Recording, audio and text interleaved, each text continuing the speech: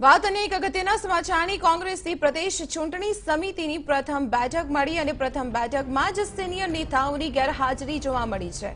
પરેશ ધાનાણી વિધાનસભા કામકાજ સલાહકાર સમિતિની બેઠકમાં ગેરહાજર રહ્યા। અલ્પેશ ઠાકોર, અહેમદ પટેલ, અર્જુન મોટવાડિયા, દીપક બાબરિયા, શક્તિસિંહ ગોહિલ, ગૌરવ પંડ્યા, હર્ષદ રાબડિયાની ગેરહાજરી।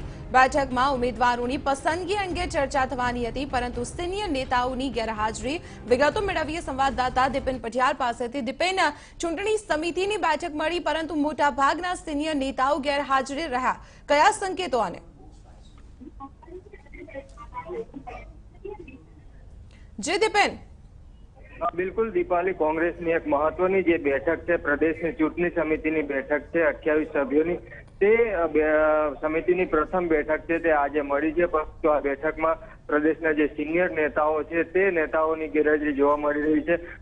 છે કે સાંસદ અને કોંગ્રેસના વરિષ્ઠ નેતા અહેમદ પટેલ છે તેઓ ગુજરાતની મુલાકાતે છે, પરંતુ તેઓ આ બેઠકમાં હાજર રહ્યા નથી। આ ઉપરાંત અર્જુન મોઢવાડિયા પણ બેઠકમાં ગેરહાજર રહ્યા છે। અલ્પેશ ઠાકોર છે તેની પણ ગેરહાજરી આ બેઠકમાં જોવા મળી રહી છે। આ ઉપરાંત અન્ય કેટલાક જે સિનિયર નેતાઓ છે તેઓ પણ ગેરહાજર છે। મહત્વનું છે કે લોકસભાની ચૂંટણી માટે ઉમેદવારોની પસંદગી અને ઉમેદવારોના જે ક્રાઇટેરિયા છે તે નક્કી કરવા માટેની આ પ્રથમ બેઠક છે અને તે બેઠકમાં જ આ સિનિયર નેતાઓની ગેરહાજરી જોવા મળી રહી છે। જી દીપેન, આભાર માહિતી આપવા બદલ। તો આપણે જણાવી દઈએ, કોંગ્રેસની ચૂંટણી સમિતિની આ પ્રથમ બેઠક હતી અને પ્રથમ ગ્રાસે જ મક્ષિકા જેવી સ્થિતિ જોવા મળી, સિનિયર નેતાઓ ગેરહાજર રહ્યા।